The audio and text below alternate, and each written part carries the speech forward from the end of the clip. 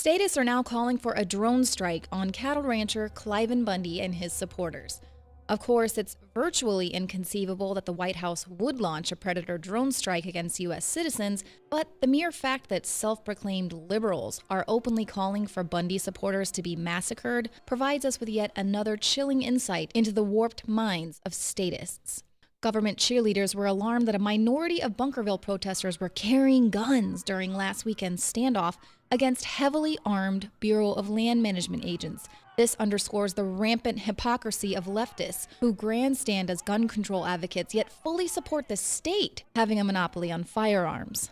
One person even tweeted directly to Senator Harry Reid, "Senator, wouldn't it just be easiest to order a drone strike on the Bundys?" And indeed, the issue of when and under what reasons drone strikes may be issued against Americans is being debated in Congress. So would the situation at the Bundy Ranch qualify simply because Harry Reid labeled them domestic terrorists?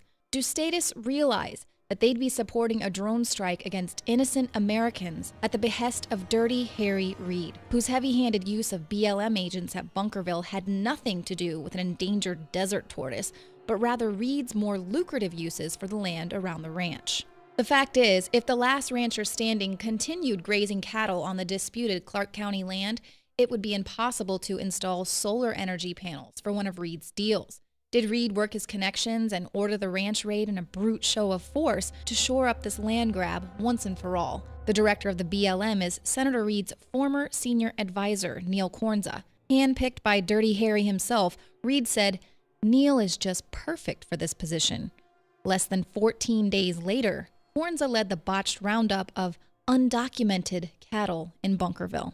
But Reid's reach goes far beyond Bunkerville. In fact, he's really good at using his influence to reward family members and campaign donors in lucrative development deals across the state.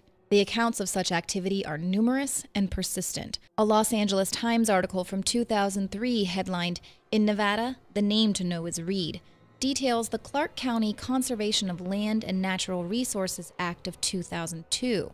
Reid assured his colleagues that his bill was a bipartisan measure to protect the environment and help the economy in America's fastest-growing state. Well, what Reid didn't explain when he introduced the bill in the Senate was that the bill promised a cavalcade of benefits to real estate developers, corporations, and local institutions that were paying hundreds of thousands of dollars in lobbying fees to his sons and son-in-law's firms. Reid's son-in-law Steve Barringer cashed into the tune of $300,000 when the senator pushed a provision allowing the Howard Hughes Corp to acquire 998 acres of federal land ripe for development in the exploding Las Vegas metropolitan area.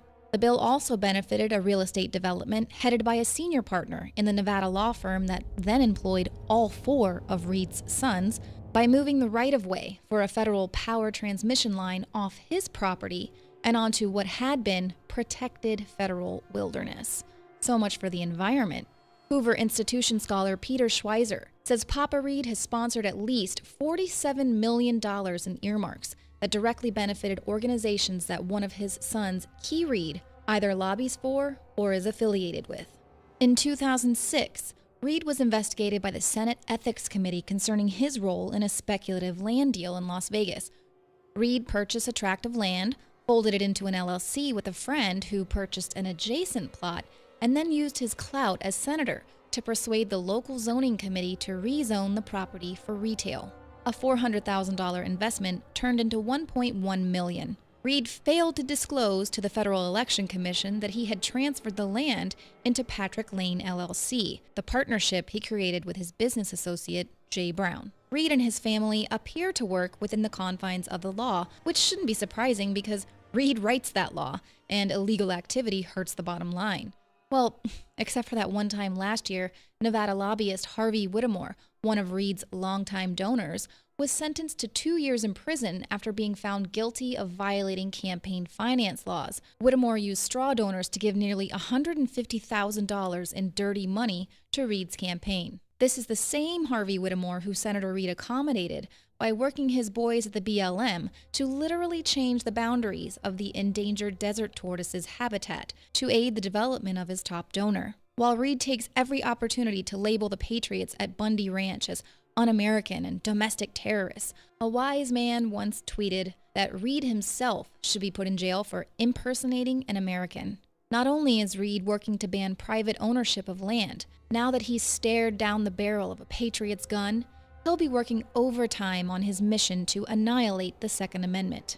Reid is quick to lambaste the billionaire Koch brothers for buying America with their deep pockets. Harry Reid is using his elected office to steal America and then sell it to his cronies around the globe.